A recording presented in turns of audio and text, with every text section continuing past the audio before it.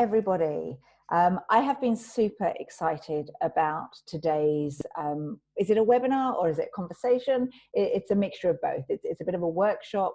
I have Ainsley Damery here today, and he's going to be sharing with you the 5 levels of advisory. And Ainsley is a dear friend of mine, but more importantly, the reason why I have brought him here into the marketing for modern bookkeepers and accountants is because of his outstanding expertise and his ability to help you guys really get your head around the advisory side of your practice and really understand how you now need to step up and be leading your clients in this very scary time with everything that's happening with the coronavirus, and also what's happening in the world and the economic downturn that we will probably expect. I just want to share a little bit about why Ainsley is able to be here today. And he is the CEO and the founder of a wonderful platform called Clarity. It's a fintech startup, but the most important thing is it makes your business simple. And Clarity Advisory Platform helps small businesses around the world understand their numbers and how to make them better. It enables you to build a world-class business and access cash and funding that is needed to grow and exit. So it gives you the tools to help your clients better with all of these things. Ainsley is a regular keynote speaker. He's a board member of a number of charities, and he founded a multi-award-winning accounting firm. Ainsley, massive welcome to you. Thank you so much for giving up your time today to share your amazing insights. Oh, well, thank you, Amanda. I hope you haven't oversold me. I hope I can deliver. You'll be fine. You can do this, absolutely. So, Ainsley, we were just having a conversation a moment ago about how the world has changed in the past couple of weeks, and maybe the presentation that you would have given a month ago isn't going to be such the presentation that you're going to give today. Do you want to share a little bit about what you've been seeing over the past couple of weeks? Absolutely. Well, I mean, I've just come back from Australia. Literally, I flew in late on Sunday night. Yeah. And so I've been really, really out of it, to be honest. Australia has been very cautious and very careful, but they really haven't had the numbers of cases, and the rates have been really, really low. So they have been monitoring what's going on, and I think they've taken precautionary measures along with New Zealand in shutting their borders and, or, trying to get people to self-isolate once they come in. So I've come back to a country which was quite blasé on Sunday evening. So when I arrived in Heathrow, I was given a leaflet which basically said, carry on as normal. Yep. If you've got problems, don't, obviously, but if you don't have any symptoms, carry on as normal. Symptoms, yep. If you don't have symptoms, carry on as normal. Yep. And that's kind of changed in the last 24 hours, quite dramatically. I think obviously we're seeing in Europe, the effects are quite dramatic. I'm quite scared about how quickly this is going to escalate and how the effect it's going to have on the, well, obviously those vulnerable and at risk. Let's put that out there. We are human after all. Yeah. It is going to have a massive impact on the population, and particularly those elderly and vulnerable and at risk. But it's going to have an impact on all businesses. I think it's going to have a serious impact on businesses, and we're just seeing the start of that. So now is the most important time, as you said, for accountants and bookkeepers to actually lead. I mean, it's critical that we actually do this now. We've talked about it a number of times, and we've been possibly, you and I have been maybe a little bit cautious in our drive to try and get people on board, and maybe we haven't been as well. We're both blunt, but maybe we have been selectively quiet, and we haven't been as stringent in pushing people and saying, you can do this. Yeah. I really want to get this message across today. Everything that a small business owner needs from us, we have the inherent training, the inherent skills, the inherent ability, the inherent understanding to be able to do this. We just need to unleash our inbuilt superpowers. This is about stuff that we can do. It's easy for us to do. We just need to have the confidence to be able to do it. Absolutely. And just to clarify, when you say we, you are talking about accountants and bookkeepers, because when you say we, you are one of them. This is your experience has come from being in the trenches just like they are right now. Absolutely. So for those of you who don't know me, I come from an accounting background. I actually came from a small business background, really. My dad left the corporate world when I was quite young, and we very quickly saw the change in family dynamics from corporate to self-employed. And small business owners really don't have anywhere to go to. They have nobody to talk to. All their friends were generally employed, and those that aren't, they can't really share the issues and challenges they're going through, because they don't want to come across as weak, and they don't want to come across as they're not savvy. So really, accountants, just by being there, by listening, by being that sounding board, by just being able to be in a trusted environment for the client to be able to offload to you, is an amazing service that you can deliver. And I don't think accountants really understand the power of that. And just by being there and listening, they actually give so much support to small business owners. Totally. I worked at KPMG. I was in assurance or audit, as it's called, and then moved on to transaction services, which was their term for charging big ticket money for big pieces of work. And when I left KPMG, and whatever we say about the big four, they do give a lot of service and a lot of tools and supports to their clients. Boy, do they pay for it, but they do give that level of support. And when I joined a regional accounting firm in the UK, the partners at the time were really upset because clients were saying, you don't care about us. And they thought, well, I'm chasing you for your accounts as much as I can. You know, you're useless at bringing in your paperwork. I try and do your accounts as quickly as possible, or your VAT returns, or your payroll, or whatever I'm chasing you for. And I try and give you as much notice of your bills as possible. But actually, that's not what small business owners are really, really looking for from their accountants. And we'll talk about that later. But just to let you know that I've been through that, and I brought, I suppose, changes from systems and processes from KPMG into that firm. And we really dramatically changed it from a compliance-only firm to a niche business advisory firm by the time I sold it last year to Crow. And we did actually win a number of awards, most innovative accounting firm for 3 years in a row, 4 years in a row, I'm not sure, best advisors to small business. It was not for technology, but how we use technology to deliver better customer experience and better customer service, and That's branding and culture. Yeah, it's a really good mindset shift that it will be great for the accountants and bookkeepers watching today, because it's not about the which technology should you use, it's how do you leverage the technology, and it's still their insights and their mind and their brains and their experience that is key to making the technology work. Yeah, I think I want to stress this more than anything else. It's about people, process, and technology, the right combination. And any one of those missing, then we have problems. Yeah, absolutely. One more thing as well, before you really start going really forward. If anyone has any questions, please put them below, and I will interrupt Ainsley, which he'll be used to, and ask him lots of questions. So if you have any questions about anything that he says, do let us know, and I will ask those questions to him. So thank you very much, everybody. Absolutely, Amanda. I mean, we now need to really start leveraging our technology for having online meetings where we are. And we've got a big workshop that we had planned for April. And instead, we're going to bring that online with breakout rooms and online networking and online coffee. Yeah. So we really need to reimagine how we do online events. Yeah. And so please treat this as a normal workshop or a normal conversation. Yeah. Yeah, put your hand up, interrupt. If you disagree with me or you want to have something to say, then please, happy to open the floor. Don't feel shy. Please awesome. Get involved. Awesome. Cool. Okay, back to you, Ainsley. Sorry. No problem. I'm used to, and as you can tell, I'm quite a relaxed presenter. So I do take interruptions. I might miss my flow, but it doesn't normally look like I have done so. Good. So I wanted to bust some myths in a very quick fire way. I don't want to dwell on this. I just want to get through this. And the main reason I want to do this is because, and as Amanda said, when I talk about we, sometimes I forget that I am an accountant. I have always been an accountant. The fact that I'm now using those skills and that knowledge to build a software platform, I still talk about we sometimes. So when I'm talking about we, I'm talking about us as accountants, bookkeepers, and advisors. Yep. So I want to bust some myths so that you get some idea into my thought process, and so that we can park some things that are important things, but we can park them and we can actually open our minds for the rest of the presentation.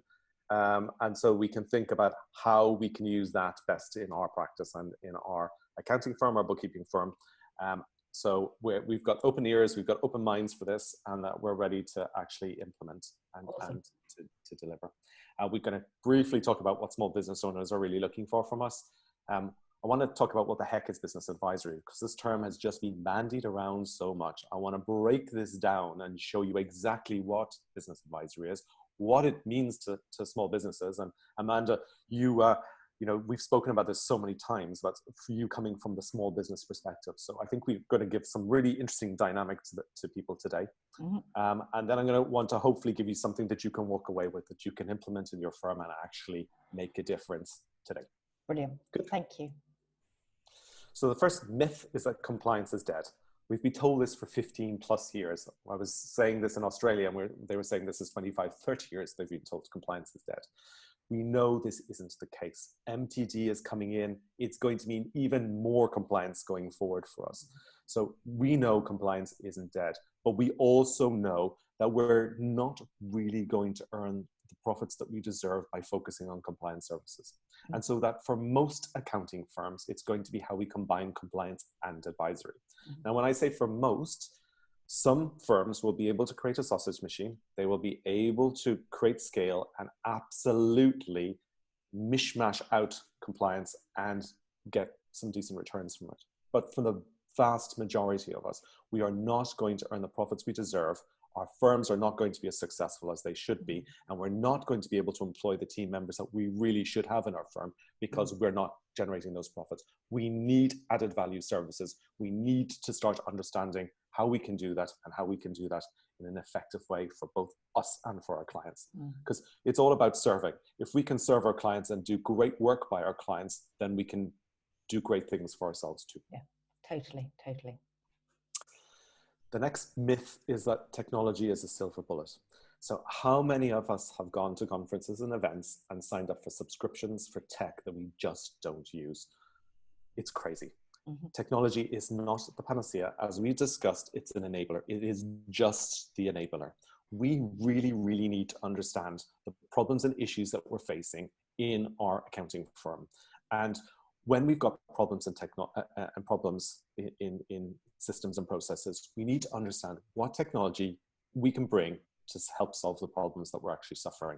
If we're just chucking tech at stuff, then, and we don't know what it's doing or what it's going to help us with, then it's really not going to be the right place. So it's really important that we just don't jump into tech for tech's sake.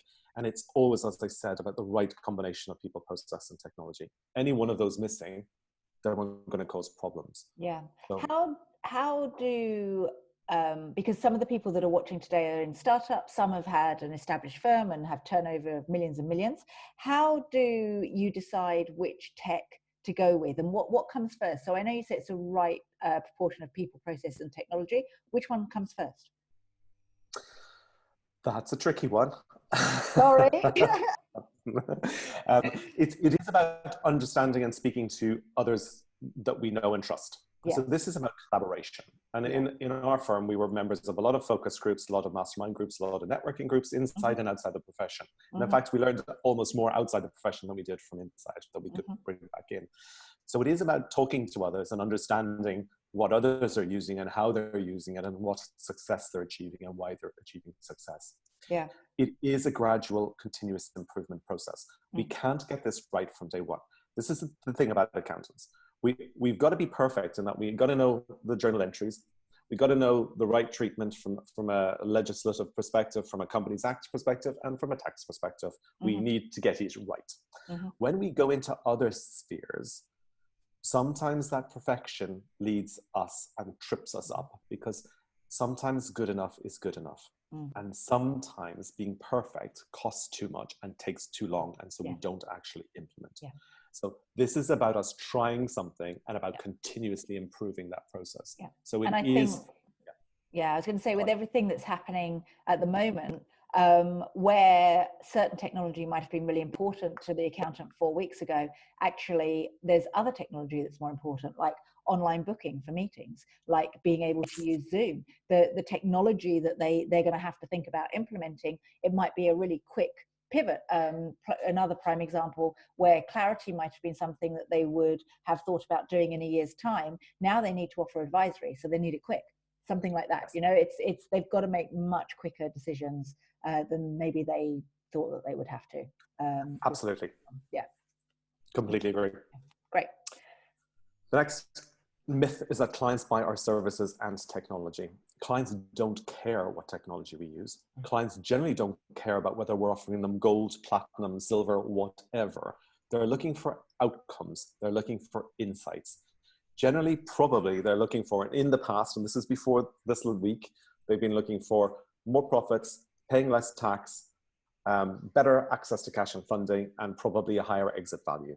Now, more than ever, those things that they wanted may have changed slightly. It's how am I going to stay in business? How am I going to connect with my customers? How am I going to be able to stay in business? How am I going to be able to preserve my cash? Yeah. There are different challenges and issues facing and different insights that they're looking for, but Mm. they're not looking to buy our services and our tech. So we need to start changing how we talk to our small businesses, and we need to start talking to them about outcomes, the future, about where they're going, about what they're looking to achieve, and about how we can actually help them, not selling them services and tech. And for too long in this, and I'm not trashing any of the technology providers, because we work well with most of them, and in fact, pretty much all of them. But sometimes accountants have used the wrong piece of tech at the wrong place, and they have just pushed a button and spewed out reports and pretty graphs to their entire client database without actually spending time talking to clients about it. Yeah. And they've used the tools in the wrong way. Now, this is, again, how our clients now more than ever need us to be talking to them. They're going through dramatic changes that they need support and help with. And this is where we can absolutely really, really show why it's important that small business owners spend time with us and listen to us, and how we can do that in a cost-effective and efficient way. Brilliant, brilliant. The other myth I wanted to bust was tech makes me innovative. So I've been on a number of judging panels over the last number of years, and the amount of entries that I see along the lines of we use Receipt Bank and Xero, therefore we're cool, is bizarre. So using tech alone doesn't make you innovative. It's about creating a culture of continuous improvement within the accounting firm. And this isn't top-led. This is from the bottom up. We need to create that culture across the entire organization. And it's not just about how we do the accounts better. It's about how we answer the phone better, how we speak to clients better, how we have meetings better. And again, we need to be thinking quickly on our feet about how we do that now, particularly. Zoom, you and I both love Zoom, but there are others out there. As an organization internally, we love Slack, but I know lots of people use Teams as well. So there are lots of tools out there, and we need to be looking at how we can actually do everything better, not just about how we can do the accounts. And this is, as I said, bottom up. It's creating that culture in the organization where people aren't maintaining the status quo, that they're not keeping their heads down and saying, oh, how do I just get by? It's how do we do this better? How do I do my job better? And how, therefore, is that going to help the firm? Yeah. And it's not saying everybody does it differently. We all do it the same way, but it means that tomorrow we might do it differently, but we will all do it differently the same way tomorrow. Yeah. I think what is really important is before we decide to introduce a tool into our business, we work out exactly the step-by-step strategy that we use. So for example, we choose Zoom because we want to go live on Facebook, and we want to be able to have meetings as well as webinars and all these different things. However, if you wanted to just have meetings like you and I are having, they could use Google Hangouts. So there's lots of different things that you can use. You need to know exactly what you want your end outcome to be before you choose your tools. So if you want advisory, then the end outcome is that you want to give great advice. What tools do you need to give that great advice? You have to know where you want to be before you choose the tools to use. Yes, it's the same advice we'd give our clients, Amanda. I know. So oftentimes we forget when it's ourselves and our own business, and potentially you with marketing and me with maybe accounting. It's like, actually, we need to take our own advice. Yeah, totally. We would never advise accountants to jump into anything. We would probably plan and sit down and say, what are we trying to achieve? How are we going to get there? What KPIs are we going to put in place to measure as we're going along to make sure that we're actually achieving what we set out to do? It's no different for us. Totally. I saw this brilliant quote that I thought was quite good. And I think this is, again, more about the status quo. Now, things have changed in the last week or so, so change is happening. So I don't think we've got a choice to whether we're going to resist it or not. But again, some of the things, as you said, that we had put in place to talk about are shifting even in the last 24 hours. And particularly in our accounting firm, we had an innovation lab. So where we would try things and see how they worked. Now, I was told by somebody in Sydney, well, we're only 6 people and we've got offshoring, but we've only got 6 people onshore, and we can't have people working full-time in an innovation lab. This isn't about having people working full-time. This might be 2 people working 2 hours a week or a couple of hours a month. This is about actually playing. It's about failing fast, failing cheaply, failing forward, failing quickly. It's not about just going wholesale jump in. It's about trying things, see how they work.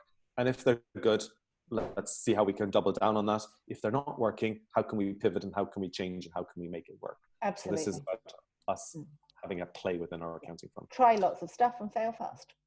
Exactly. Yep. Now, more than ever, though, today and tomorrow, we might need to actually fail quickly and actually implement quickly. Yes. So it might be we need to try lots of things very, very fast over the next week or two to actually get through and help our small business. Prolific, not perfect. Yes, absolutely. That's a great one from Dent that we both know. Yeah. Absolutely. This is about good enough sometimes is good enough. Yes, exactly. Okay, the last myth that we wanted to bust quickly is that tech so there's a certain sort of arrogance that's happened in recent years. And it's been that, the tech must fit exactly how I want everything to work in my accounting firm before I'm going to start implementing it.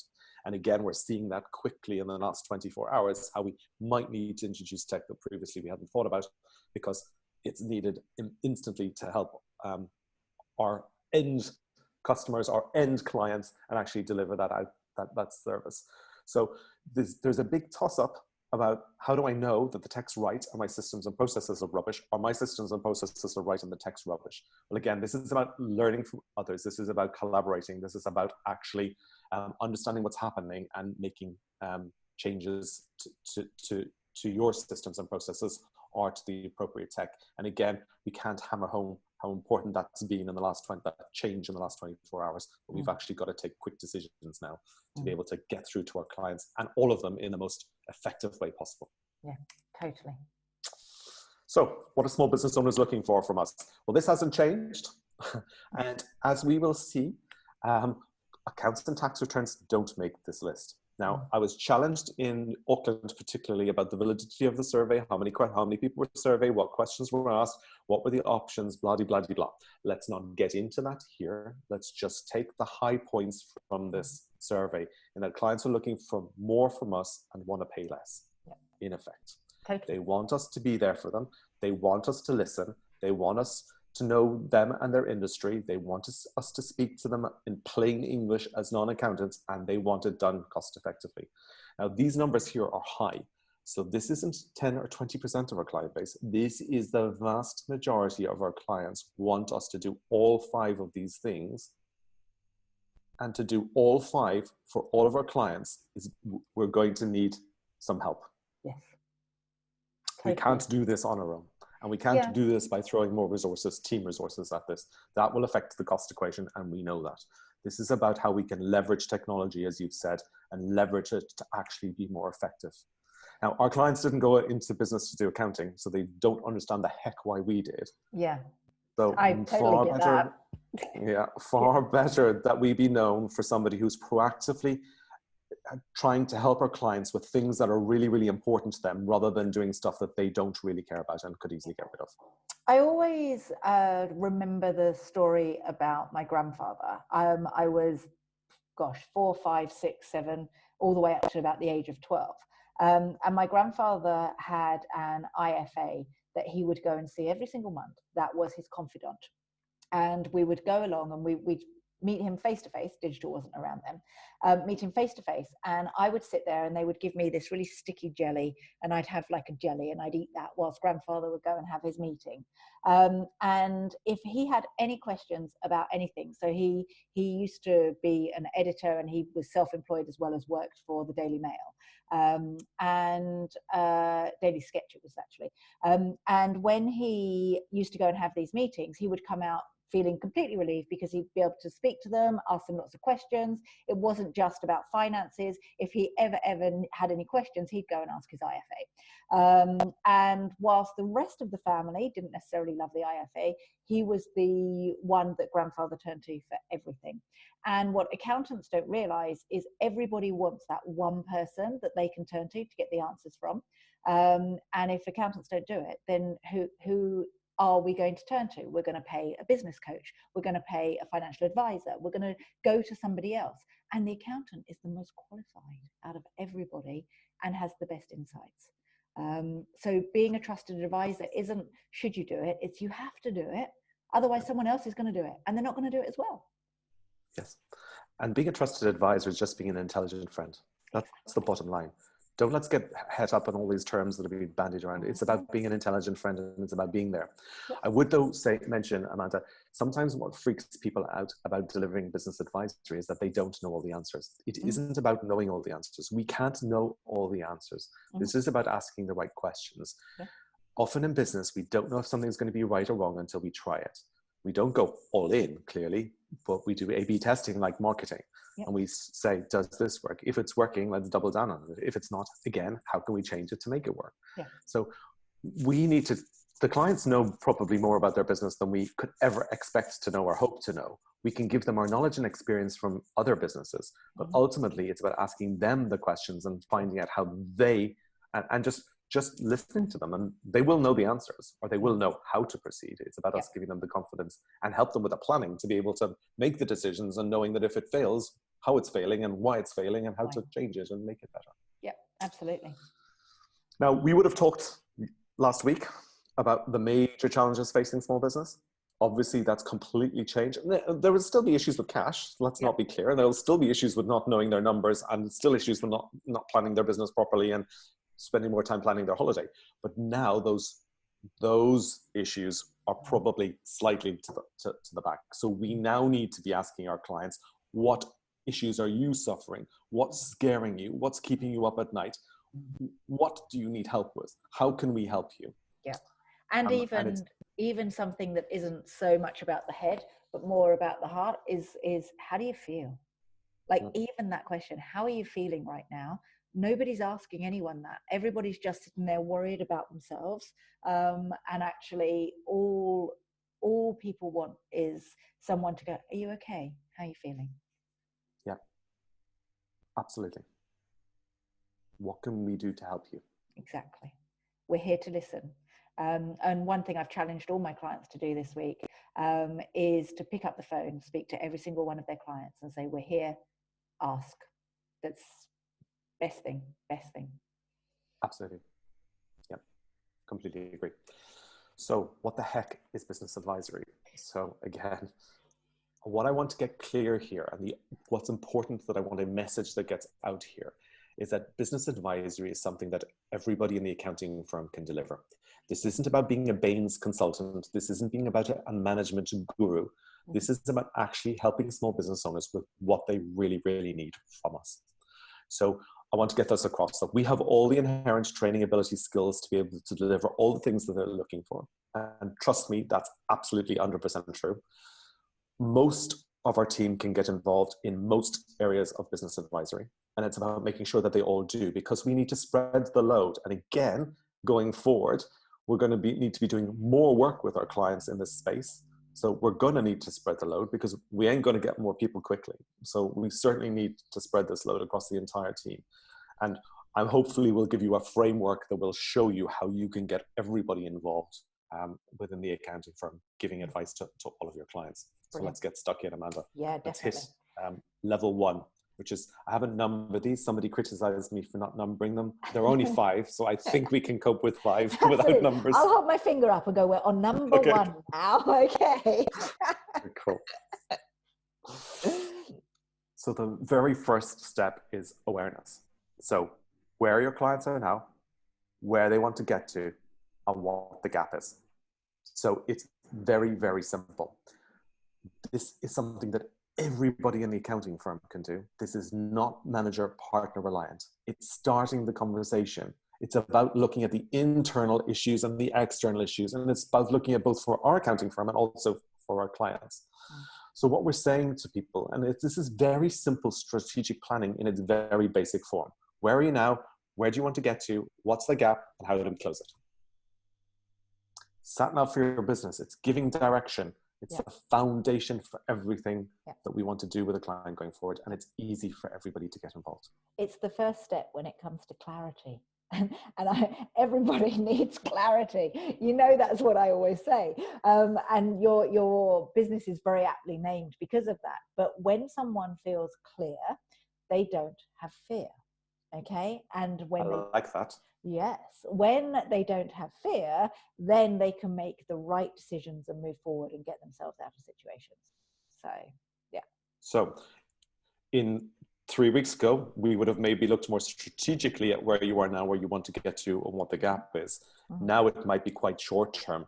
We might be wondering quickly with our clients, where do they want to get to next week? What cash do they need? What expenses are they incurring? How can we reduce those costs and those overheads to enable them to actually preserve the cash that they've got? So it might be much more short term now than it would normally, but it's still the same process. Yeah, totally. So Very good. Very first step, very basic, and everybody can help with this. This is not a manager partner alignment. Now, the next step up is accountability. Step two. Accountability. We need to be careful how we do that step two. Accountability. This is the greatest gift we can give our clients, holding them accountable, giving them focus. Every world-class athlete has a coach. I'm not saying that all accountants need to become coaches, because we don't like that term. This isn't about coaching. This is about keeping focus, keeping them accountable, showing them why it's important, and holding them to account. Now, studies in the US have shown, Amanda, that 78%, small businesses that have written down goals and are held accountable achieve 78% more than those that don't. Wow. Can you imagine if they had the right goals in the first instance, worked out with you, their trusted advisor, and somebody who gets numbers and gets business, what more they could achieve? Totally. Huge. Now, each of these steps can be done big or small. So, for example, knowing their gap, we could do strategic planning, which could be a day long, or we could just simply sit down and ask questions and have an hour-long conversation with the client. Where are you going? What are you trying to achieve? What do you need help with? Where are you going to be next week? How many staff are you going to have?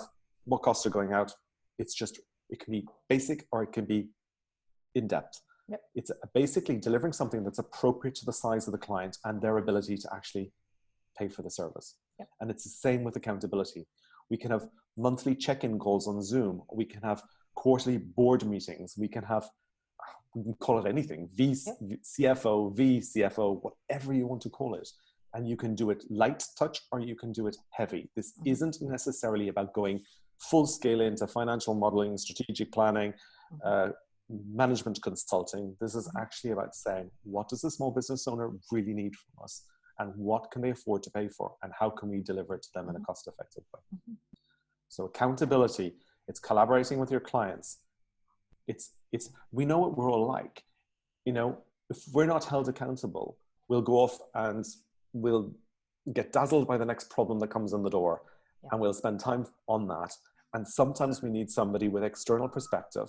Perspective is somebody who's coming from a position where you're not, to say, hang on a sec. Why are you doing that? These are what we said we needed to focus on. And this is why it's important that we're focusing on these. And when you tell me you don't have the time, because that's often going to be the response to why haven't you done something? I don't have the time. Well, we're never going to get more time. The reason these were important is this is why we were doing these, because this is what the outcome was going to be. So let's bring you back again. Think of the world-class athlete. That coach isn't there to help them hit the ball, kick the ball, throw the ball better. That's there to keep them focused, keep them accountable, show them what's important, keep them on track. Totally agree. And if anyone says they don't have time, I would like them to monitor how much Netflix they're watching and then realize that they do have time. Their priority is different to the one that they think it is. And they're spending their time in the wrong places. Cool. A little nag there. A little nag. Well, again, that's the really important thing. Asking your clients for nagging rights. Can I chase you? Absolutely. We don't have to be the ogre. We can be the one that's actually saying, this is why it's important. We talked about it. This is the profitability that's at stake. This is the cash position that's at stake. Let me be the nag. Absolutely. And having someone like the nag or the cheerleader or whatever it is that you need at that moment in time, having that person for the accountability is the thing that takes someone from where they are now to where they want to be. Because if they could do it on their own, then they would, but they can't. They need someone to cheerlead or nag. And my clients are definitely aware that that's what I do for them. But it gets them moving and doing stuff outside their comfort zone to achieve the goals that they want to achieve. Yeah. Why do people go to Weight Watchers? We all know that we need to cut down on the food. I mean, we know as it gets harder, as we get older and older, it's harder and harder. Yeah. But we all know how to lose weight. Yeah. Really. Yep. Like, why do we need to stand on a scale for somebody to publicly declare to people where we're at? Yay, we've lost a us. pound. Yes. Yeah. I know. But it forces us. Like, we're not going to go and tell everybody we put on 6 pounds, are we? No, exactly. Yeah. No, it's great. Yeah. Very good. The next level up, and as we can see, we're getting a little bit more details every step of the way. Number three. But again, like, let's go back to accountability. If we have written down goals, we don't need managers or partners necessarily holding our clients accountable. That can be done and shared amongst the team. The same with insights. This is about explaining to the client what's possible. It's a deeper understanding of what's going on in the business. It's about saying to them, what happens if? We've had other clients who've done this. What happens if you do that too? So it's what numbers you can change in your business and how you can change them. And again, as we're saying, it's using the existing skills of the team. It's the clients know the answers. It's about us prompting them and saying, what happens if we increase your prices by 10%? Yeah. Not that we want to do it in the current climate, but what would that effect would have that on your business? How many clients would you need to lose to stay equal? Yeah. Now we're probably looking at how can we change our margins to get with the existing turnover we've got, or a reduced turnover due to the current issues. What margins can we play with, and how can we change those margins? And I think one thing that I did last week was I have a spreadsheet of all my outgoings, my fixed outgoings. And I went through and I took out, right, if I take out that, that, and that, how much money will I save? What does that do to my bottom line? How much do I need to be bringing in? So if I bring in half as much this month, how much can I quickly cut out? And because my dad's a tax technician, as you know, I've always been trained to think like that, even though I'm not an accountant. I was ahead of the curve. But my friends who run their own businesses won't have thought about that. They won't. They'll just be going, oh, nobody's calling me, or oh, I don't know what.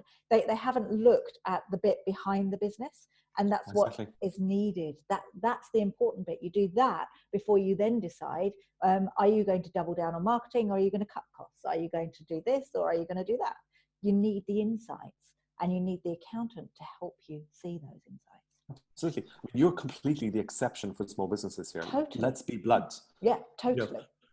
You know, if accountants think their clients understand their numbers and how their business model actually works from a financial perspective, they're sorely mistaken. How many clients do you give them a set of accounts and they say to you, I couldn't have made that profit, where's all the cash gone? Or some stupid responses like that, or they just don't get numbers and percentages. Yeah, totally. This is something that you understand completely. Yeah. And you can say, what happens? Well, one of the things that I'm really pleased about is we use the profit first method. So not everybody agrees with it, but we now know we've got 30 grand sitting in our VAT. We've got 30 grand sitting in our corp tax. You know, we have access to a lot of money right now because we've siloed it off, which means that we can get through the next 6 months absolutely fine without fear. Most people go, oh my God, I've got a VAT bill and I've spent all the money. Oh, corporation tax, I didn't think that was due till next year. You know, all of those things. And these small businesses don't know that it needs to be done in a different way, and the accountant needs to do it. It's their responsibility. Yeah, I think accountants give too much credence to small business owners, and the obvious that they just gloss over the obvious.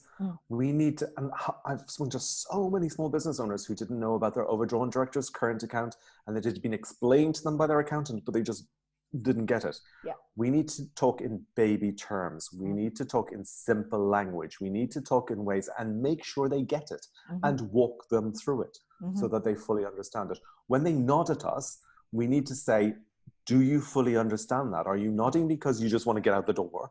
Or, you know, you're frightened of me? Or are you nodding because you truly understand this? Yeah. We need to be clarifying with them about their numbers and the percentages we're talking about. Yeah. But they're getting exactly what we're meaning and fully understand and can repeat it back to us. Yeah. I think one of the things, I'm just going to talk about tools for a second, but I think one of the problems with this is that accountants, when they're talking, because they've only ever spoken to other accountants about this to date, they can use the language that the small business doesn't understand because it doesn't matter. Now they need something like Clarity to have that framework so that the small business person can see the numbers in front of them and see what's going on, and use the framework of Clarity to explain it so that as business owners we get it. Because if you just speak to us and you're just speaking numbers, we're not going to get it. Otherwise, so you need that framework. You need that image that we can buy into as business owners, because our brains work differently from an accountant's. Otherwise, we'd be completely. Yeah, absolutely. And we've often been criticized for being too simple and too it's not complex enough. That anybody who says that doesn't understand small businesses. Totally. I've got my friends. I'm surrounded by entrepreneurs. They don't get it at all. They're too busy running their businesses and really excited that they've got a passion-based business. They don't get the numbers. Yeah. 100%. The next stage is the one that everybody tends to focus on, and the ones that get a lot of press about advisory. This is just one element of business advisory. Now, the tools that help you, the ones that we often get bandied around, and we don't need to name names here, but they often get bandied around as the advisory tool. Yeah. This now probably puts it in context as to where these fit. They're very relevant and they're very powerful tools, but just spraying them across your entire client base doesn't work. They need to be put into context. The clients need to understand why they're using them, and they need to be maybe used for the relevant clients at the relevant time rather than for all clients across the base. So this is the simple nuts and bolts that accountants just get. This is about cash flow forecasting. This is about budgets. This is about models. This is about KPIs. This is about targets. This is about budget versus actual. This is about really digging into the model. Now, we can go deep and use Excel to create complex financial models for our clients. We can have detailed strategic planning, days and huge questionnaires and a big understanding, or we can just ask simple questions and use good enough is good enough technology to generate a simple action plan, a simple budget that we can actually get working with and get going straight away. Brilliant. So this is now about saying there's technology out there that we can leverage and to do this quickly and cost effectively. So good enough is good enough sometimes. We don't have to be perfect, and the client can't afford to pay for perfect. Yeah, brilliant. So what you're saying is that after the 3 steps that we've just gone through, planning is the next thing. What you haven't actually covered, and I've interrupted you, so it might be why, is this still everybody can do this, or do we need to now start introducing partners? Where are we at? This is, again, something that the entire accounting firm can do. Everybody in the accounting firm has the ability to deliver planning. Yeah. Now, maybe not strategic planning, Amanda, but certainly basic planning, asking questions, saying, what are you looking to achieve? Where are you looking to go? How are we going to help you get there? This is about looking at, there's fantastic tools around. I'll just mention Futurely, for example. This now is where Futurely really fits in. Like, to deliver your client a 3-way, good enough is good enough, suck the data from zero, apply a percentage to it, make some changes, spew it back out. Fantastic now that this makes sense as to why we're going to use something like Futurely. It really, really helps. And it enables all the team to be able to do this. So it doesn't need somebody with years of complex Excel modeling and financial, to be able to do this. We can leverage technology. Now, that's not to say that it's not appropriate for certain clients to do complex financial models using Excel with managers and partners and senior personnel within the firm. This is just saying to be able to deliver this to 78% of our clients, or we know it's not going to be 100%. We should be aiming for 100%, but we know it's not going to be 100%.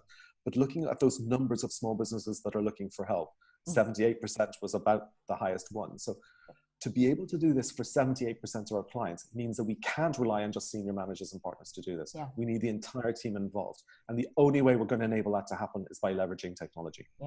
The other thing as well is this can be easily done by the team if you split client base. So if you're a niche practice and you have only one kind of client, okay, everyone then becomes really understanding about what these clients are going through. But if you have a generalist practice and you've got maybe 20 different kinds of clients, you can cherry pick the ones which aren't so complex and give those to the junior accountants. And then the more complex they are, the more you can offer different advisory. But it goes back to where you were talking about the tools and the people and the processes. Get the right people on the right clients, and you can do all of this. Exactly. Yeah, brilliant. Exactly. Brilliant. Now, like, if people are saying this is a bit woolly, I will bring this back and give them a framework. So this is just talking about, this is really just showing them that everybody can get involved and that everybody in the firm can do this. This is not scary stuff. This is basic stuff that is really helping small businesses. Yeah. We had one client who wouldn't pay for strategic planning. We used to deal with pretty big clients. But this client didn't want to pay for a strategic planning session. All they wanted was last year plus 5%. Now, that's not the great way of budgeting, because that assumes that everything that was in the past was good, and we're just going to put some weight onto it. You go to the doctor and he says, well, I don't know whether you're ill or not, but if you just put on some more weight, I'm sure it'll be fine. That's Absolutely not the way to approach it. But that's better than nothing. Yeah.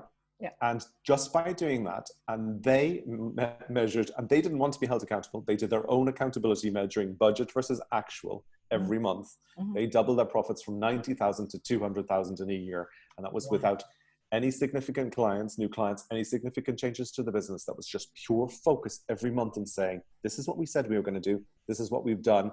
Why is it different? Yeah, nice.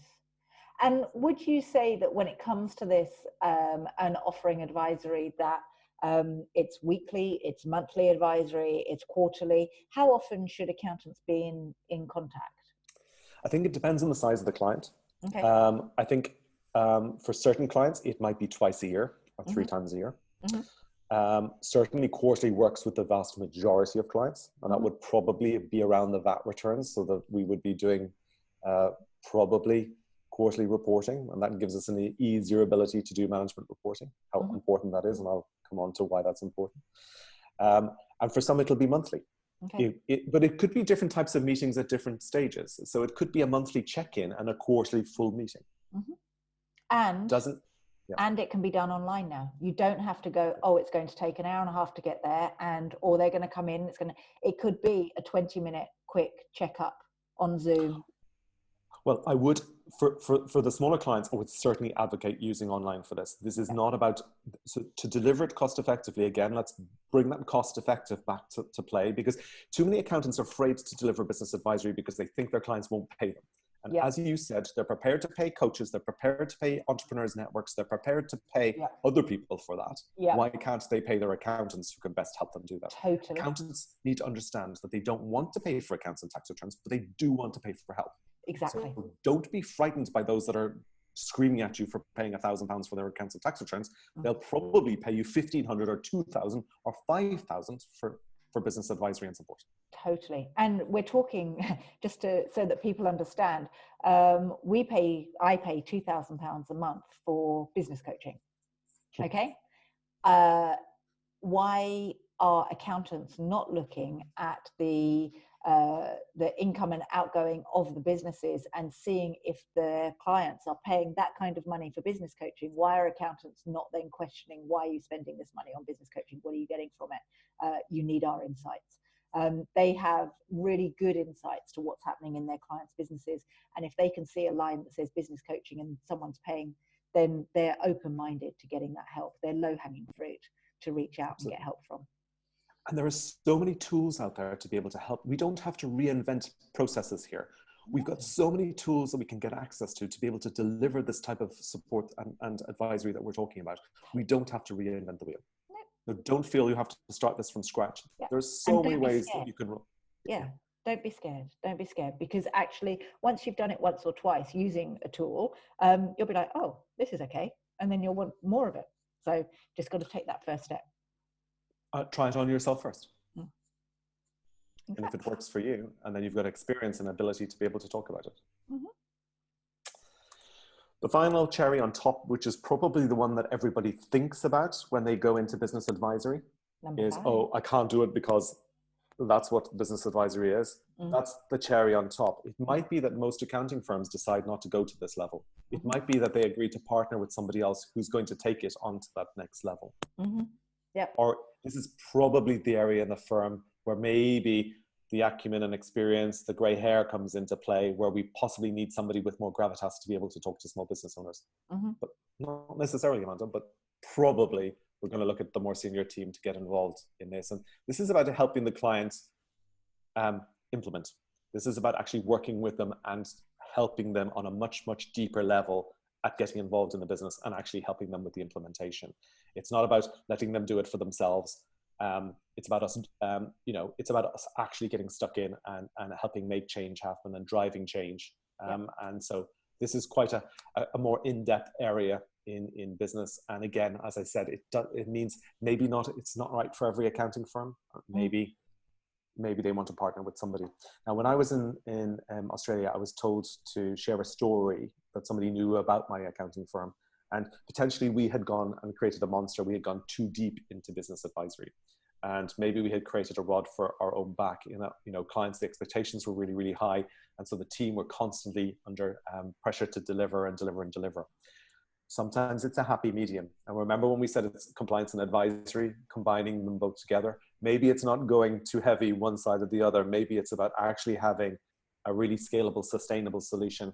And I know that steps 1 to 4 here are very easy for every accounting firm to deliver. Once we get into 5, it gets a little bit more involved and a little bit more tricky. So I won't dwell on this one, but certainly don't think business advisory and think consulting. That's just the top of the pie. That's not business advisory. And that's where people's minds go first, and that's why they get scared.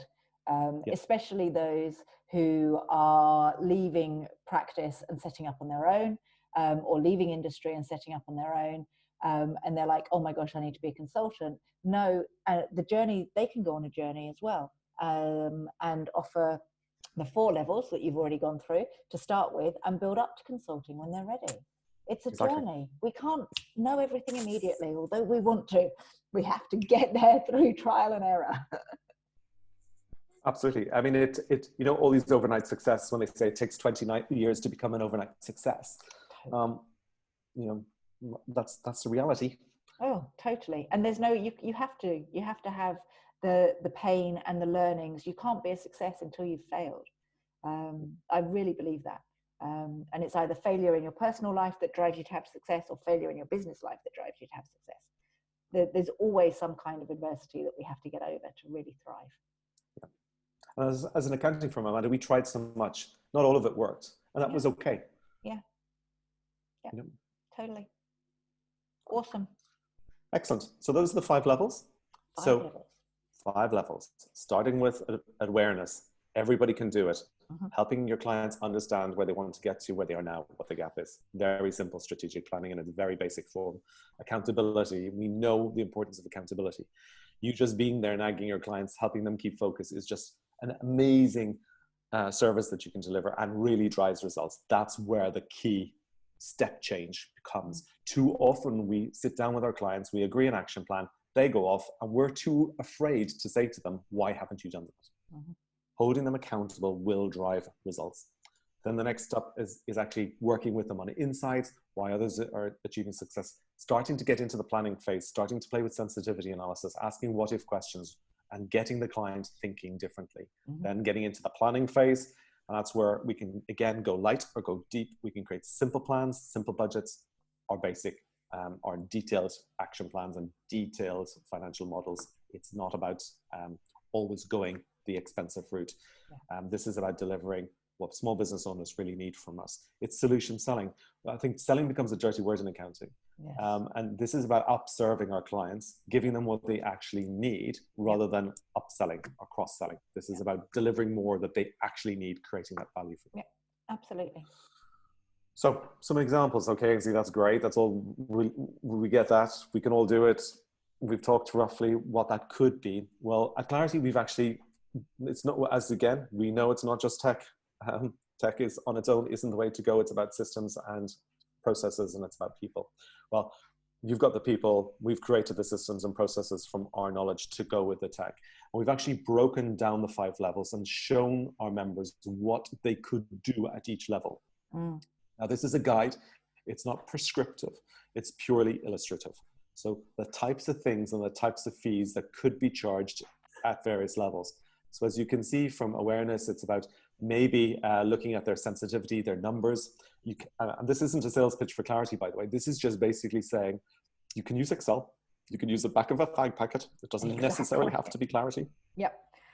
This is about basically showing them the key metrics in their business, Mm-hmm. where they are now, where they could get to, what that gap is. Mm-hmm. And it's working with them to actually plan and help that. Stepping us up into accountability, for example, meeting them monthly.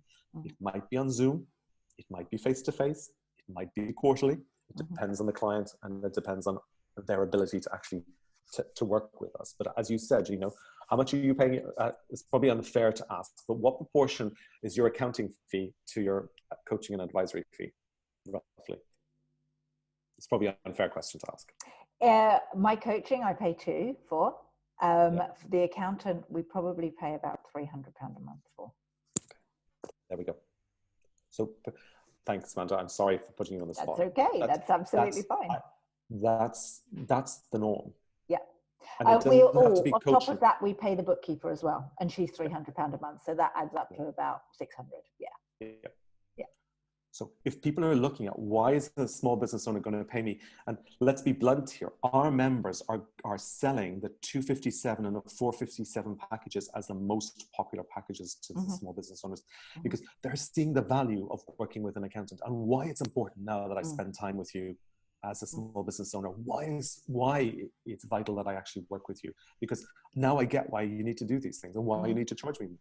And so there are tools out there, and it's not just Clarity. There are lots of other tools as well to be able to help you across the board with each of these areas.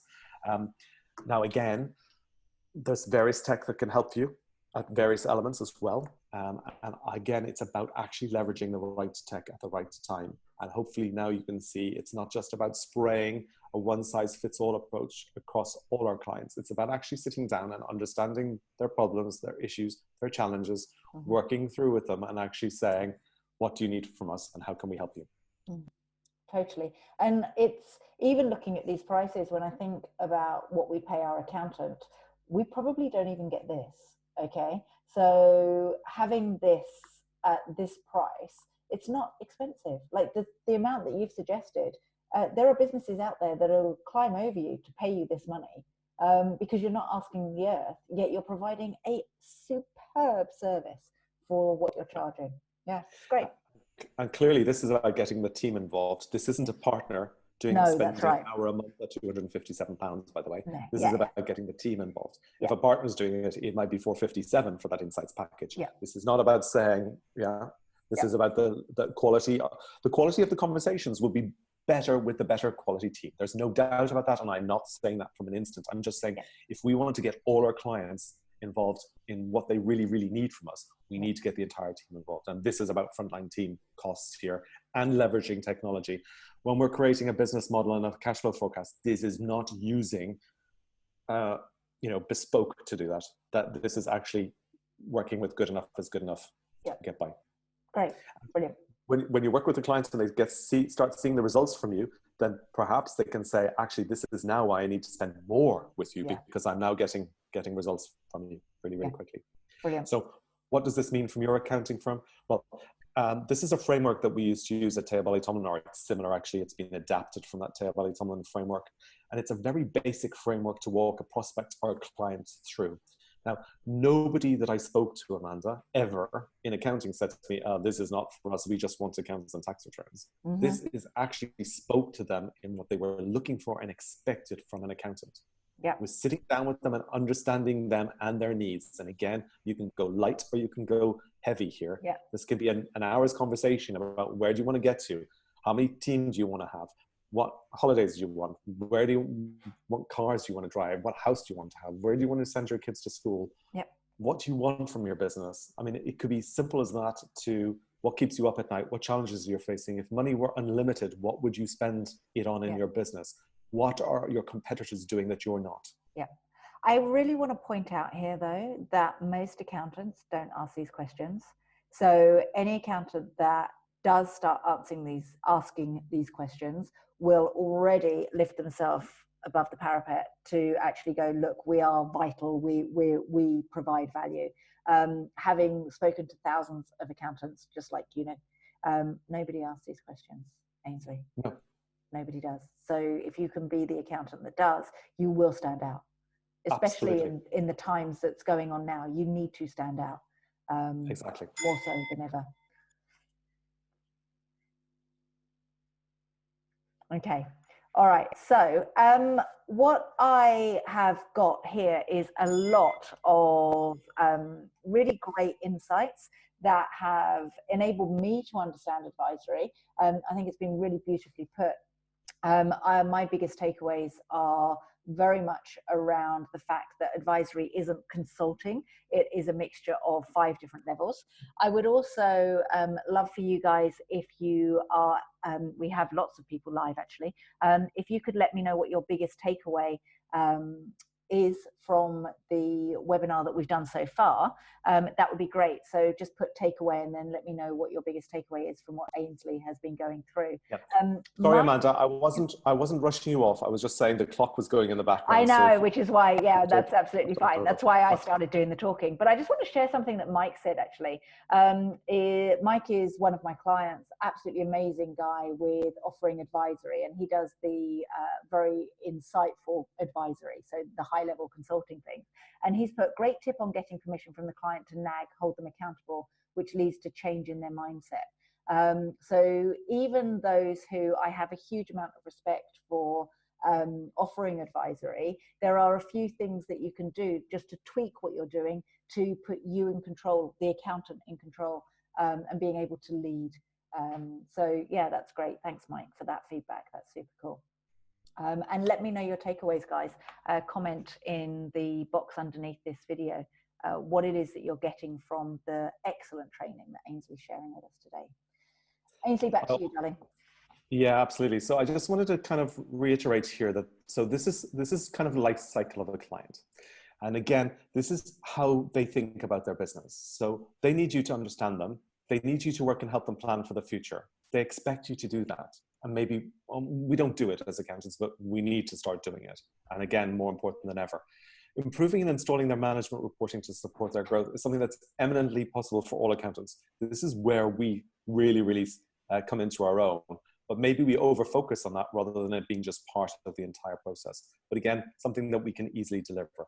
Holding your clients accountable. We said and talked about how important that is.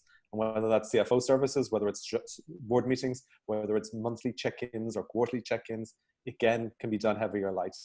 And scaling up and growing sustainably. This is about better before bigger. As accountants, this is why we set apart from coaches. We understand that if a business model is going to grow broke, we know if a client's going to grow broke. We need to start sharing that. We understand scalable, sustainable business models, and we need to be able to help our clients work with that and actually grow through with that.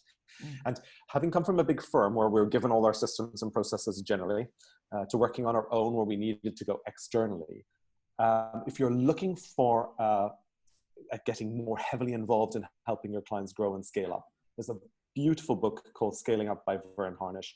It's Creative Commons license, all the tools that you can use, you can brand as your own, and actually it gives you a complete, basically, consulting book or model process, whatever you want. A fantastic way to talk to clients about meeting rhythms and cash acceleration strategies and one-page plans and all those really great things. So if you want to get heavier into the business advisory space, then Scaling Up is a great book for you to be able to use. Yeah. And then it's about working with them to actually plan and exit for their value.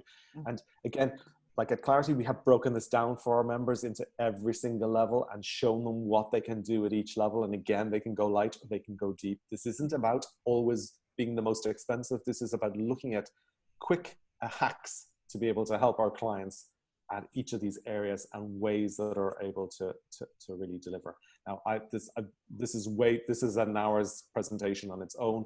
I just wanted to show you that there are lots of tools to be able to help you at each of these areas. You don't have to think of it yourself. There are ways for you to be able to deliver this. So don't do it yourself. Get the help of others who have gone before you. Yeah, brilliant. I've had some really nice takeaways. Yeah. Zen Finance has said, takeaway, belief that I'm on the right path. Gavin said, thanks guys, very informative. Danny says, great advice, thank you. Takeaway for him was how easy it is now with all the tech to offer advisory, which is great. There are more. Hold on. Teresa says, I deliver my business advisory through 4 core areas. She now feels confident that she's on the right path based on this live. So I, at the beginning we said about clarity. When you are clear, that then takes away the fear. So that's definitely, she has definitely said about that, which is amazing. Yeah, go on, back to you, Ainsley. So yeah, thanks. Obviously, we've slightly overrun. It's typical because we both talk a lot. We like I talking. think we said 30 minutes, didn't we? I think it was meant to be 30 minutes. Yeah, I think it Really? was. Yes. Really? Yes. That's No. why I said, how much time have you got? Because I knew that Okay. we were going to matter. Okay, so if all of that's too daunting for some people, then what I'm saying is these are the biggest challenges that small business owners are facing, so help them with them. They don't plan, help them plan. They don't understand their numbers, help them understand their numbers. They run out of cash, help them with cash flow and cash flow management. They fail to implement, that's because they're scared, they are fearing it. Plan, help them with planning. Yeah. They lack systems. God, accountants get systems like nobody's business. Too many small business owners create systems, put them in a box, and they're done. They forget that every time they double in size after about 10 people, those systems crash and fall over. And we know when there's a systems problem because there's operational issues, customer complaints, staff issues, everybody's firefighting. When you see that, you know it's probably systems failures rather than anything else. Again, simple things that we can help our clients with. We don't have to get overwhelmed by frameworks or by stuff we've given here. This is simple things. Help them with planning, help them with cash flow management, help them understand where they want to go, keep them accountable. Yep. Basic things. Brilliant. So that's about it from me, Amanda, really. Just a simple bit about us, about clarity. So our purpose is to give every small business owner clarity in the world, create a better business for themselves, a better life for their family and team, and ultimately contribute towards a better world. So as an organization, we support the UN Sustainable Development Goals. Again, not known hugely in this part of the world, but if achieved by 2030, they would make a massive difference. It's more important than ever, I think, for accounting firms to understand that they need to be talking about purpose rather than profit for client retention and for team retention and recruitment going forward. So we need to be looking at how we can actually be a purpose-driven organization, and using the UN SDGs as a framework is a great way to just pick one goal. And it can be done locally. It can be done with various local charities. This isn't about aid to Africa necessarily. This is about how we can actually, as an organization, pick a goal that we like and strive for it as a whole. Now, Clarity, despite just launching its full version in September, we were Xero's App Partner of the Month, Global App Partner, that was in November, and finalists in their 2020 awards. So if you're, sometimes I'm a little bit self-deprecating about Clarity, and I don't shout about it enough. I'm telling you, in these current times, if you want to speak to the maximum number of clients, using the maximum number of team, and delivering an effective, valuable conversation and set of results and performance tools and driving performance for that client, then it is a no-brainer, because it's a cost-effective way for you to get all of your team involved in delivering advisory to all of your clients. So sometimes I'm a little bit quiet about Clarity and not shouting about it. More than ever nowadays, this is a great framework for you to be able to actually get involved in advisory for all of your clients. And it's from £130 a month for 25 licenses. It's a really good way. And it positions all your other business advisory apps that maybe have been sitting on shelves. Now you'll be able to get them off the shelf, and they'll make sense for you and for your clients. Yeah, and I just want to chime in, like you and I have been friends for a while, and I've known Stephen, who's your business partner, for many years. And I've heard of Clarity, and it's one of those things of, oh yeah, Clarity helps with advisory. But in October, when you and I were doing the ACCA Roadshow, I saw inside Clarity, and I just was like, wow, that A, makes sense to me as a business owner, and B, looks so simple yet so profound. And I would highly recommend, you've got it up there, but I was going to say I would highly recommend that people reach out and ask for a demo, because it's not until you see it that you can really get your head around how this is such a great tool to enable you to deliver the advisory. So I've stolen your thunder, sorry. But I was going to tell them to reach out and book a demo, because for me, I was blown away. I thought it was excellent. And as everybody's ideal client who is watching this today, if I like the look of it, then they should be reaching out, because it's people like me that they need to be impressing as accountants, if that makes sense. Absolutely. And this is rolling out of the box and getting your entire team involved. This is not about leaving it down to managers and partners who are strapped for time as it is. This is about getting everybody involved. And we've got the training, we've got the processes and systems in the background. You just need to unleash it. And basically, this gives your team the confidence to be able to have better conversations with your clients. Totally. How do they reach out to you? They can reach out in any way. Thank you. Sorry, that's obviously the next slide after this one. I thought it was coming up, but as a firm that takes action on behalf of our own things, I just wanted to thank everybody who's taken part. Because of everybody who's taken part today, on behalf of each and every one of you, you've given a girl a day's protection from being trafficked by giving her an education. So thank you very much on behalf. It's one of my favorite charities. I'm on the board, Free to Shine. Yes. So to reach out to us for more details, obviously you can sign up for a free trial on our website. There's a 14-day free trial. I would rather you get stuck straight in with us, because we will show you how it works for your accounting firm, because this is an operating system that will work differently for every accounting firm. So it's so easy for you to arrange a demo. Get in touch. If you send it to info@clarity-hq.com, or reach out to us across any social platform. We have got webinars that run every 3 times a week. We've also got a demo on demand if you just want to do it in your own time. But I'd rather you kept the 14 days for your free 14 days, because there's an accountant in Liverpool who did that, and he generated 42K of GRF in his 14 days free because he got stuck straight in. I'd rather you had 14 days free, which you can cancel.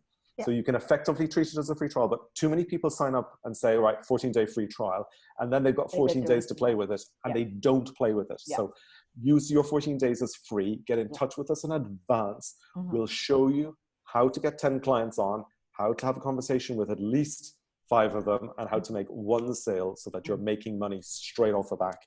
And then you can see the power of it. So get in touch with us, and we can arrange a specific demo for you, or a group demo if it makes sense or appropriate. But we're happy to do that, absolutely, so that you can maximize your return from the shortest possible time frame. Yeah, and if anyone wants to reach out to me and wants an intro to Ainsley as well and do it that way, then that's absolutely fine too. I've got lots of my clients who've been watching this today, and they might have questions. So please feel free to ask me questions. I've seen inside it, and hand on heart, I think it's brilliant. So thank you. Thank you. Really appreciate your time. I'm glad that I didn't tell you it was only half an hour, because it wouldn't have been quite as good if I'd only told you it was half an hour. So that's fine. Thanks everybody for showing up. We had lots of people join us. We've had on and off, we've had 20, 30 people join us at any one time, which is great. So I'm very, very pleased. And it's definitely something, out of all of the Expert Advantage videos we've done, this has been the one that's been the most popular. So it's definitely something that is at the forefront of accountants' mind. You're in the right time, at the right place, and people need your help. So thank you, Ainsley. Really appreciate it. I'm going to stop the live. Thanks, guys, for showing up, and I'll catch up with you all soon. Okay, stop the live.